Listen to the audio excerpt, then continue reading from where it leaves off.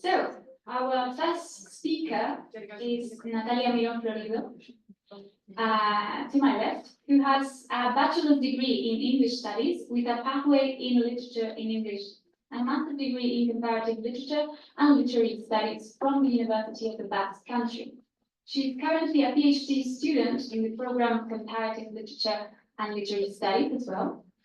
Her research interests cover a wide range of topics: post-coloniality, West East cultural interaction, gender and queerness, with a preference for a fantasy context.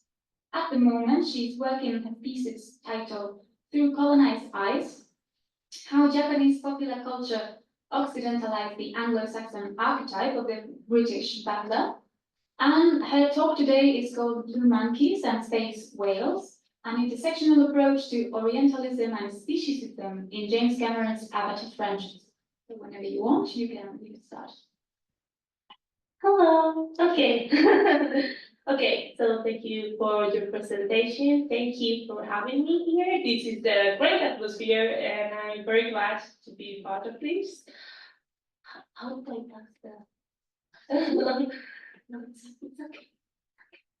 Okay, so as Anne has said, my presentation will approach the ways Orientalism and Speciesism overlap in James Cameron's Avatar. So I think that first we need to see how they overlap outside, right? So we are going to make a theory, and then we are going to see how that theory applies to a product. Okay, so obviously I'm not the first person who saw that Speciesism and Orientalism are somewhat linked. Donna Haraway in Primate Visions studied the field of primatology, and she pointed out that primatology was very concerned with finding difference, right? Because it was a taxonomic field, right? So it wants to find differences so that they can put the different species in different boxes.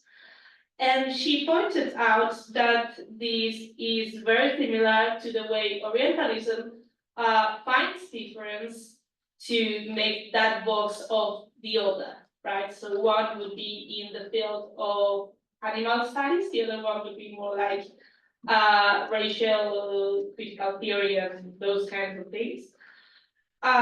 So she pointed out,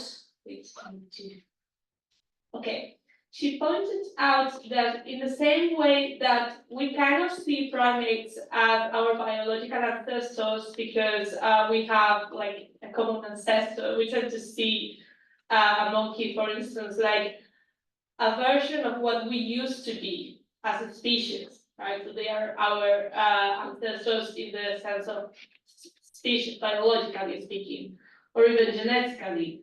The same happens with Orientalism, right? So Edward Thais, who wrote this book, says that we tend to see what we classify as Oriental nations as our civilisational ancestors, that is to say they are instances of what our modern civilization, with a lot of inverted commas, used to be, well, in its primitive stages. And well, he points out that this has nothing to do with the fact that indeed, we have things that we have inherited from civilizations that used to be placed in those territories, like I'm thinking, for instance, Mesopotamia. It has more to do with the fact that as Western people, we tend to see Oriental civilizations as unchanging, right? So they are our ancestors because they have not changed. Okay, so I would argue that Simian Orientalism, what Donna Haraway called, and Thais Orientalism cannot be seen as different things, and I would like to explain to you why. So Orientalism is based on as I said, on finding difference.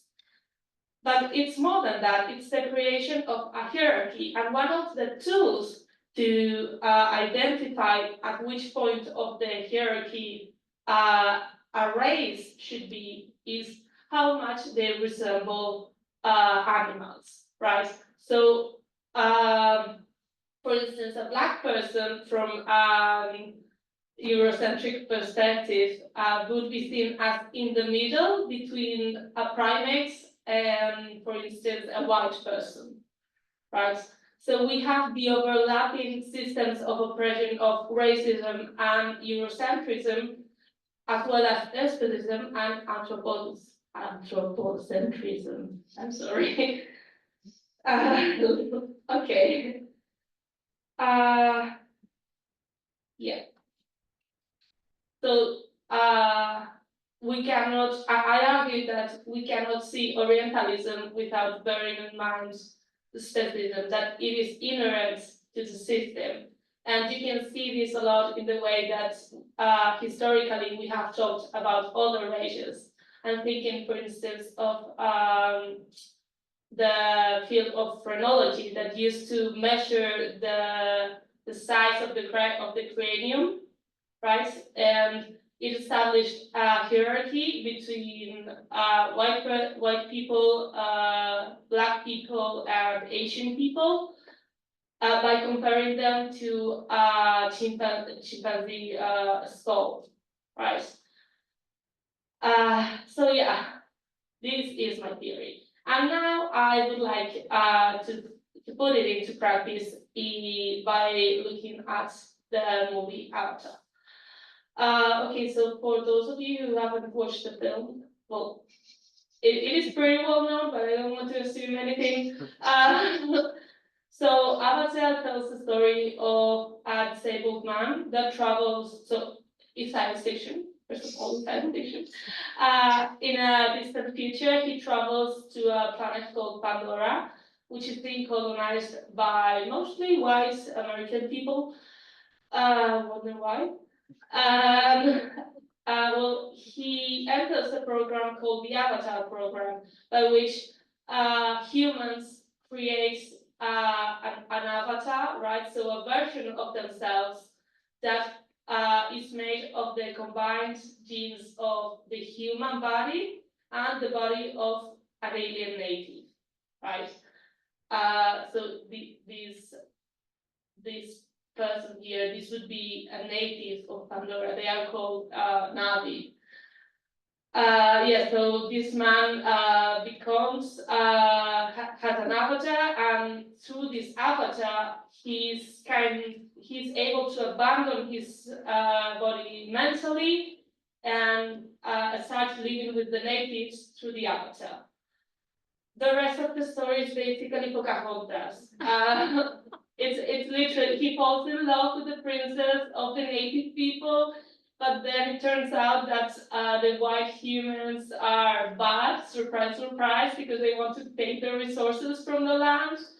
And well, yeah, so basically Pocahontas, James Cameron said so himself, this is Pocahontas in a space. So these are not my words. Okay. Okay, so I don't want to extend too much because I think it is pretty clear that just through this image that the Navi, the native people, just like we do with Aboriginal people here, they are represented according to the values of Orientalism. So on the one hand, we have them that they are somewhat barbaric because they are less civilized, again, many inverted commas. We have that not only the fact that they don't have clothes or many clothes, but only the kind of technology they use, right? So they use bow and arrow and a knife. They don't even have swords, so they haven't reached the Middle Ages from a white perspective. They are also seen as somewhat eccentric because of their religion, right? So the Navi believe that everything is connected, that you should value nature. We will talk about animals later. And that is a bit shocking for the humans because they say it's just I'm sorry for the language, but that's a direct quote. They are just downed trees. They are also referred as blue monkeys, so we have a reference to the link between Orientalism and Speciesism. They are also represented as being very unruly and very irrational because they don't want to be colonized, right? So there's nothing as irrational as wanting to preserve your way of living from the colonizers. But on the other hand, we have this set of positive characteristics that we associate with Orientalism, like the fact that they have a very communal experience, right? So on the one hand, that seems to be good, but it also results in them being identified as a mass and not really having individual identities. So like, is it good? Is it bad? More bad than anything else. There's also a lot of remark on the aesthetic values that they represent. They have a lot of war paints and those kinds of things. And also the mysticism also associated with the religion, because the religion is sort of holistic, and it's like, you know, your white donkey is probably a lot into holistic medicine, and so are the Navi.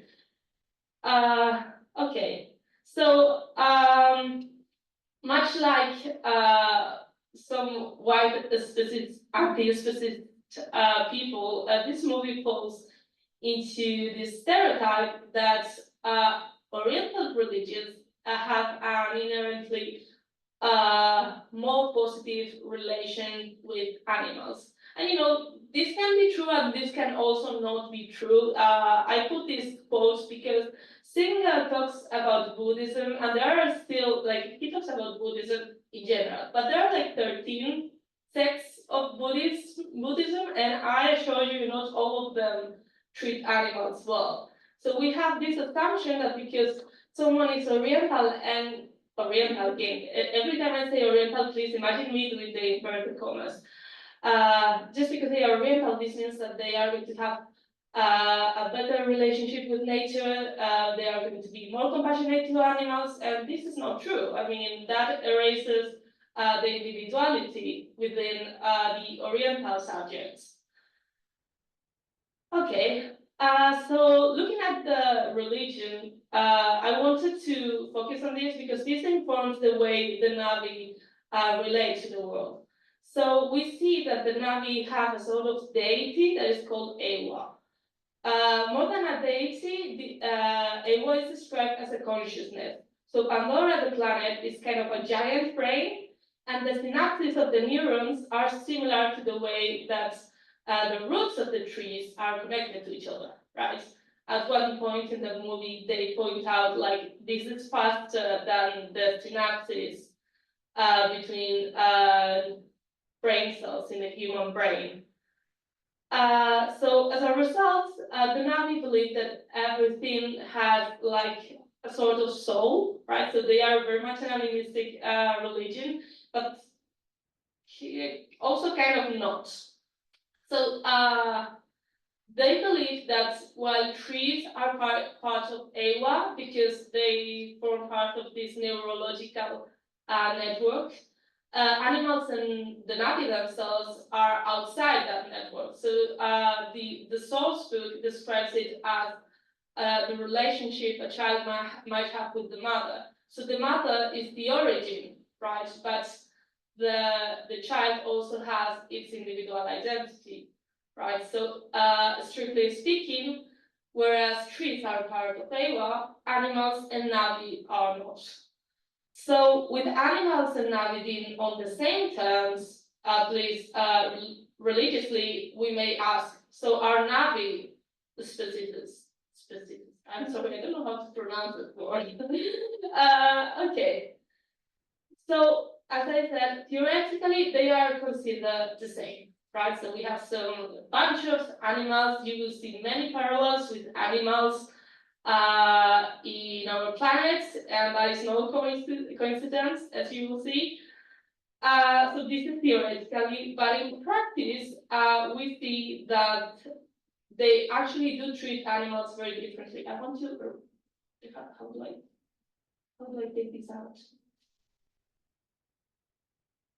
I don't know, I got my back. Oh, okay. Okay, so one of the things is the fact that the Navi do not practice agriculture. So they are described as hunters and gatherers. However, in the movie, they are not shown gathering anything. They are mostly shown hunting and even overhunting. So these animals here that you can see, they are called wild beasts, and they are like buffaloes, right? Which poses an interesting parallel with the overhunting of buffaloes in the United States. So we are shown several killings of these animals in one scene. These are huge animals, I mean, gigantic, like bigger than elephants. And still they kill so many. They seem to do this on a regular basis because they have like a part of their group, of their social group, is devoted to just hunting. So they hunt every day. So I saw in this an instance of overhunting, because would they really need to eat that much? We are also shown the things that they eat, and they don't eat a lot. And they are not that many people. We are shown the whole village, and they are not that many. We also see that although they claim to hunt only, like, you know, for food, we see them wasting meat of animals that they see as pets because they have pets. So, for instance, this is a viper wolf, and to anyone who has watched the movie, this is clearly a doggy. This is a dog, and they decide, well, to not carry the bodies of the dog. So they clearly make a difference. They make a difference with the hunted animals. So this animal here looks a bit like an antelope. It's an animal that is very similar to an animal that we would treat as prey. And in this case, they are treated much nicely. So, for instance, in the case of the dog, we see them staying with the dog after it has been killed, kind of like comforting them, saying a prayer so that the souls go back to Eywa. But in the case of these antelope, well, alien antelope, they say the prayer in a rush. We also see them placing themselves over the animal, even though the animal clearly cannot move. So we have instances of domination. And then there are these kinds of animals with which they can bond. Okay, so the Navi have a braid that has like at the end of the braid, there are like, I don't know how to describe them. They're like connections that go back to their brains, right? So they can join with other animals, and that means their minds are joined. And they clearly have a preference for the animals they bond with. This is Zeze. It is an ikran, which is like a bird, and they use them like to fly and those kinds of things. And this moment is an extremely tragic moment in the movie, whereas the killing of the animals that are to hunt is not tragic at all. So we see that there's a clear pyramid here. There's a hierarchy that is informed both by speciesism and by Navi-centrism. The Navi are at the top, the same way humans here are at the top. Below we have the bonding animals with which they can establish a mental connections, and then the pet-like animals with which they establish an emotional connections. And in the end, the animals that are there just to be hunted. And if we add humans and avatars that are really humans, but you know, like with another body, we see a pyramid that is very similar to that we saw in our real world. So this has been criticized. So again, this is not me talking. I'm not the only one who saw this. A lot of people have criticized this movie for its hypocrisy of claiming to be ecological and wanting to save the planet, but excluding animals, and not only excluding them, but actively treating them aggressively. Okay, and well, sorry, I should have said the content warning before. I'm going to mention rape. I'm sorry, I should have said the content warning before. So there's a scene that is called the taming of the crab, and this is something that you are supposed to do to become a man, right? So this is a rite of passage, and this has been heavily criticized. I'm sorry if it's like blurry, because they were moving a lot and it was hard to take a screenshot. Oh, then how do I go backwards? Can I go backwards? Okay. So an interesting thing I find here is that the theory is taking out her knife. So she was definitely gonna kill the Ikran if anything went wrong. So like she preferred to save the life of Jake rather than the Ikran, who had done nothing but be there, literally. Okay, so okay. So this scene has been pointed out as being extremely similar to the rape scene. So Jake is told that in order to know if he has chosen the right Ikran to tame, he has to check if the Ikran wants to kill him, which is a totally normal thing to do. And Ernst, in her blog, pointed out that this is very similar to sentences that I'm sure a lot of people have heard here, like no means yes, and if she fights you, she wants you, right? So very rapey everything. We see Jake overpowering the animal. We see him introducing his. I'm sorry if this is very uncomfortable. We see him introducing his braid inside the like a horn the Ikran had, which again it's like very similar to penetration. And we see him screaming, "You are mine!" And then to make the bond forever, what he does is he has to ride the Ikran. So again, some. I'm not gonna keep talking about this because this is very uncomfortable. Okay. No, why you're moving? Why you're not moving? Okay. So another thing that has been criticized about this movie is the fact that, I'm sorry, I'm talking for so long, is the fact that they have used speciesism to hide their racism. They seem to think that because they are aliens, they are not humans, but the Navi are essentially humans.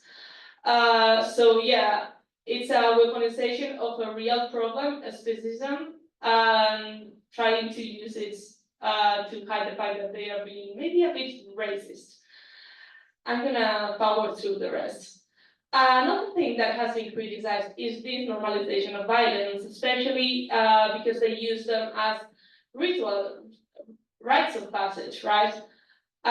In this way, they are kind of appropriating the idea that because native people do that to animals and they don't have an industrial complex, so maybe what we are doing is not that weird, right? So they do it and it's natural, so why isn't ours natural? Okay, and in the end, what is more criticized is that Avatar includes a bunch of people that live in the borders of society, and instead of trying to put them in the center, they let the white man at the center because he is very comfortable there. And then the second movie, again, I'm gonna power through this, was in many ways a response to this. We have James Cameron choosing to show marine life because, as we know, marine life is one of the most ignored. Marine animals are very ignored when it comes to speciesism, and they suffer a lot, and it's very normalized. Can think about massive fishing, for instance. We see very similar parallels, with the exception that when they kill the fish, there's no prayer. The fish deserves no prayer. His soul, I don't know, fish don't have a soul, I guess, in the Avatar universe.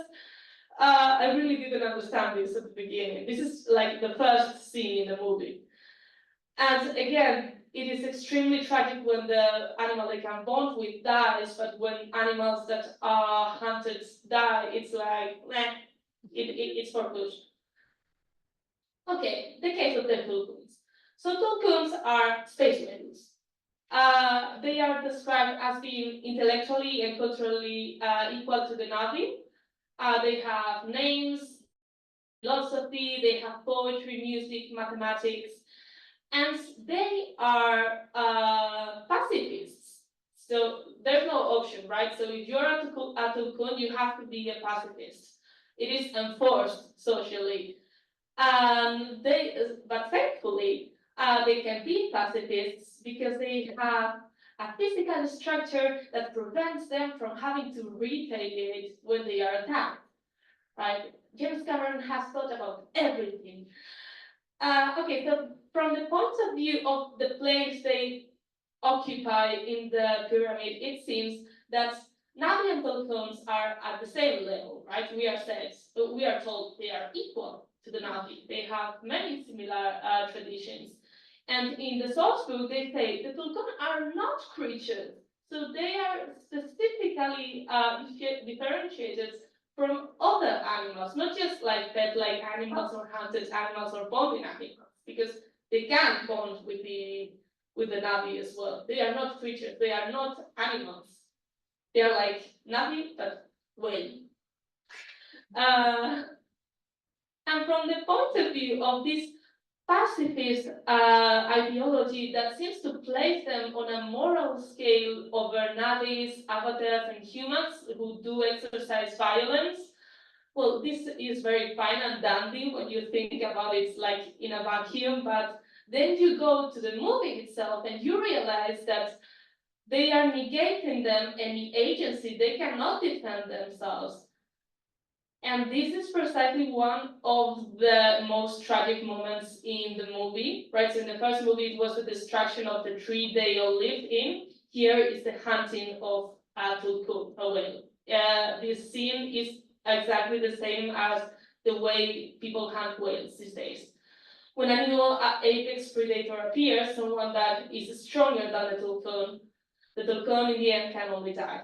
They cannot retaliate. They cannot defend themselves. It is the myth of the willing victim that Carol Adams speaks of. The active and willing agents in the rape of their lives. This was a very sad scene. I'm kind of crying a bit now. So what happens to the tulkuns that decide that maybe they want, like, maybe it's a bit controversial, but I want to leave? Well, first there's victim blaming. They blame, this is a particular tulkun that is called Payakan, and he's blamed for trying to resist the hunting by humans. Not only that, but then he's expelled from his group, and the tulkuns are described as being extremely social animals. Well, animals, not creatures, apparently, according to the source book. So, from the Navi point of view, we have that the tulkuns are at the same level as the Navi, right? They are equal. We value them as one of our own. They call them their sisters and brothers. But in reality, tulkuns are even lower than the hunted animals, because the hunted animals at the very least can defend themselves, but the tulkuns can't. Like, the alternative is either I survive, I defend myself and survive, or I get myself killed. I have no choice. Okay, so conclusions, because I'm super late. So they wanted to make the thing, and well, it's my left, I think it's your right, I'm not sure. They wanted to make the circle. They wanted all creatures or living beings being at the same level, and Eywa being this consciousness that united all of them. But in the end, they managed to make another pyramid. They managed to make another pyramid that is exactly the same pyramid that we have here on Earth. So for a movie that claimed to be so pro-nature and pro-animals and anti-colonial, this is a pretty big disappointment. So what does this show?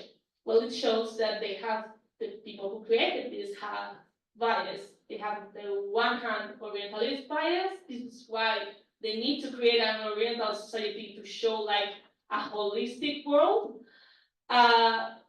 This is why they misrepresent the relationships that people in animistic religions have with animals. They use speciesism to hide this Orientalism, which I think is really horrible. And they have, here it says interhuman, but I wanted to say interspecies. So they have certain stereotypes regarding interspecies relationships, which are not true to reality. And then there's the speciesist bias. We have that animals have no intrinsic value, and they are only valued to the extent that they are similar to the navi, or they can be used in some way by the navi. We have the naturalization of violence and the denial of agency, which in the end transforms the animals into willing victims of their own murder, and the vilification of resistance. So, and joining both of these biases, we have a hierarchization of living beings that places the white human animals over non-whites and the non-whites over non-human animals. So these are the works I cited. Thank you, and now I'm gonna leave.